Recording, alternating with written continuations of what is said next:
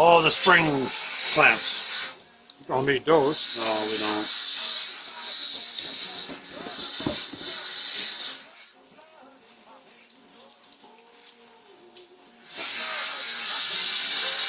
Yeah, I guess Firewall. firewall. Yeah, that's the last of little things that were taken off. Oh, oh no, that's Clamps. different kind of clamp. I guess I can throw this out, eh? We don't need them. No, might as well. There's no advantage to saving it.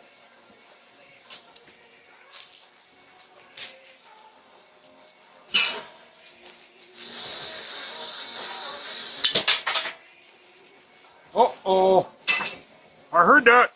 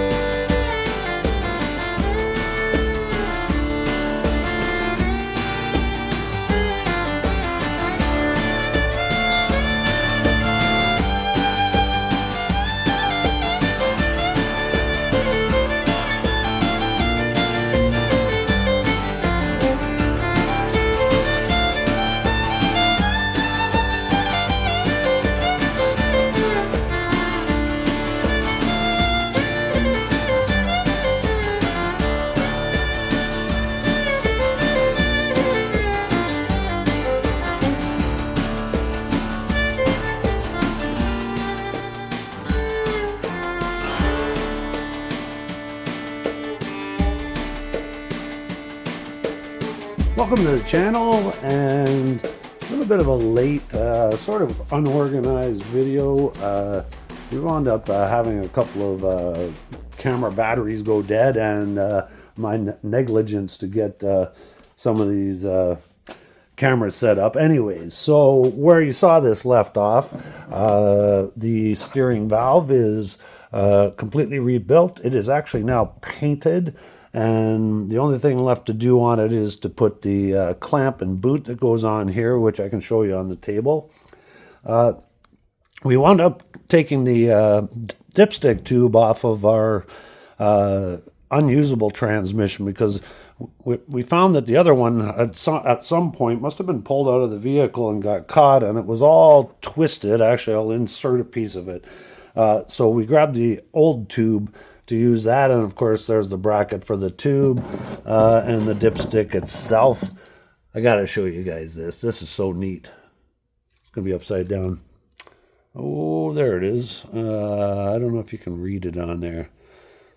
I had not noticed this until we cleaned all this up, but very cool, eh? The old stamping that's on the dipstick, and they're actually both the same. So, and these are a couple of brake brackets that go on the back side of the cross member there. There's a couple of holes there. You can see we sort of laid out the brake lines. We had bought the front and the rears. You can see it on the diff over there. Matter of fact, here, I'll go over here. And then we're just waiting on the flex lines. So the flex line that goes on the back there and goes up to that bracket that's hanging down right there. Once we got those, then we'll get these installed. We're going to put a quick coat of clear coat over those as well, just to keep them from rusting. See, we added the shock pins in the back, and I'll get to that. We have our shocks. You can see the steering box is now in. As well as the lower bracket. You see that circle under there? That's for the dampener, which is actually waiting to be installed. So the center link, the transmission mount, the blocks, the clamps, the inner and outer tie rods, everything is prepped and waiting to go in. It was just a matter of us getting that control valve rebuilt, which of course it is now. As well as the bracket for the idler arm is installed now. So everything for the front end is actually ready to go together, and we'll have these two spindles tied together, and we can put wheels on it and actually steer it, or at least have a little better control over it. And if you watch the whole video, you see all the destruction back there, because the steering control valve that we thought we were going to use, we found that it had been apart before, and there's a sleeve inside there. I don't know if you can even see it. Yeah, I kind of see. We couldn't even get that sleeve out. It's so distorted, and somebody had definitely put some heavy pressure on this piece. So we wound up taking that off of the old rotten valve. You can see the condition of this thing. This is from that valve as well. That's the one that sat in the barn for 45 years. As well, it was pretty obvious somebody was a little brutal. I don't know if these will show up on here, but somebody had used pliers and really done a number on this thing when they took it apart. So it was kind of nice we had spare parts that we could use, and we just used the better parts from both in order to put it all together. We have the new shorty lines that go between the dampener and the steering valve, and of course this is the new boot and clamp that we still have to install on the valve, which is it's ready for it now anyways. So we made a heck of a mess there. We made a heck of a mess at the back because everything was rusted and greasy and oily, but that was a job that had to be tended to, and now it's all rebuilt and ready to go back in the car finally. So it's a lot of tedious things, and like I mentioned, that Tim put in tons of hours over there at the buffing wheel, cleaning up little, brackets and bolts. And the baggie thing, my goodness, we thought we were pretty organized, and it seems like even though you got everything bagged and listed, we went through box after box after box trying to find exactly what we were looking for, and we got everything now at least. So, and this is another part of what's been going on. A little bit of hammer and dolly work to fix the oil pan. Actually did the valve covers as well, and the breather had a dent in it on the snorkel there, and we got this really nice tranny cross member, but this side of it had been hit and it was all caved in and deformed. I'll just throw in a little insert. I had to work on it to get it back as far as I could, but then it turned out the metal was kind of fatigued under the area, so I had to re-weld some new material into it, and then just a skim coat, just a Bondo. I didn't want Bondo really down that low, otherwise it was going to probably get chipped, but there was no way to get it completely finished off. And so anyways, now that's repaired, and of course this is our original from the convertible, and that's exactly why we wound up buying that one from, that came out of Quebec actually. And I found out too as well that these tranny mounts are no longer available.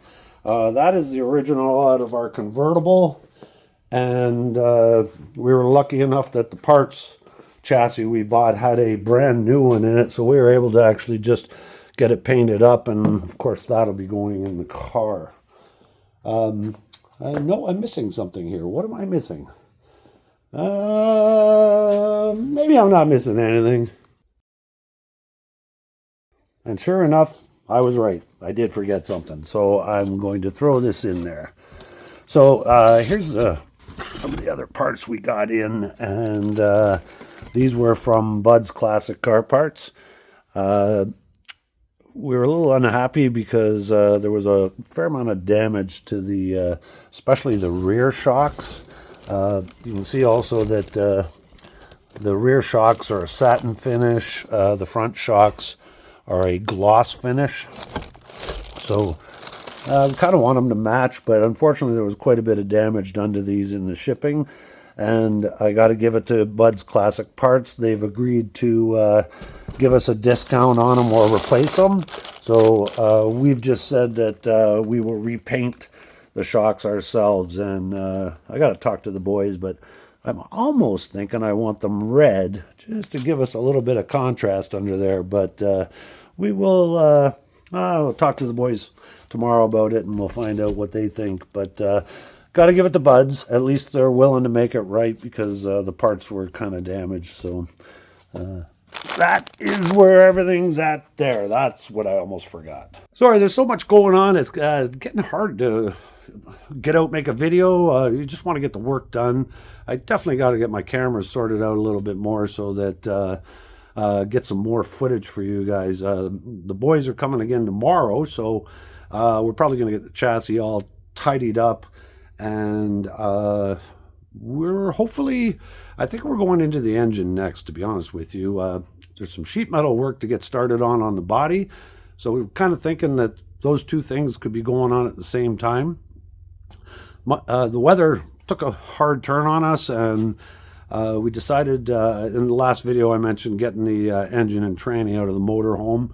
Gonna let that sit until springtime, because one, it's got to be done outside and the weather's not that favorable. We're old guys, to be honest, and also having to store it. The 454 and the Allison tranny would have to be stored somewhere, and at least coming to spring, the engine and tranny will be back into the Mercury frame, and there'll be a little bit more room in here to play with. So that's kind of the plan. I will probably try to get another video up as soon as we got all this together. We're going to clean up the old drums and throw them on for now. So just to help protect things, because I think the frame's going outside for the winter. We're going to get it up in the air so it is protected, and wrap it in a tarp and everything. So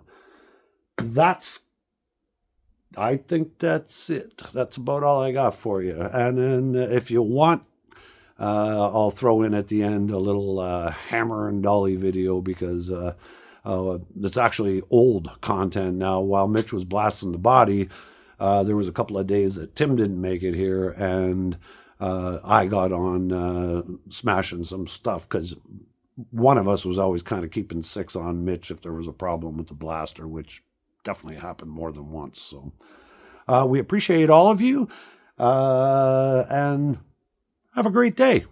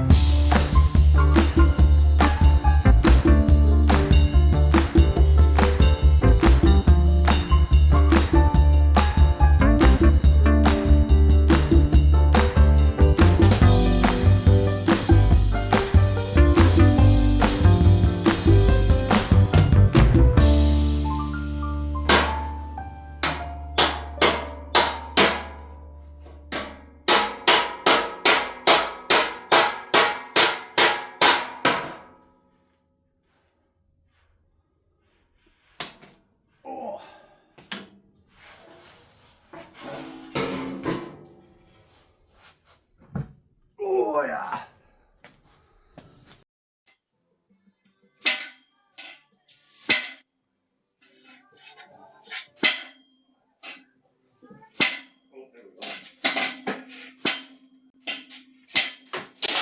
Whoa! It kept going!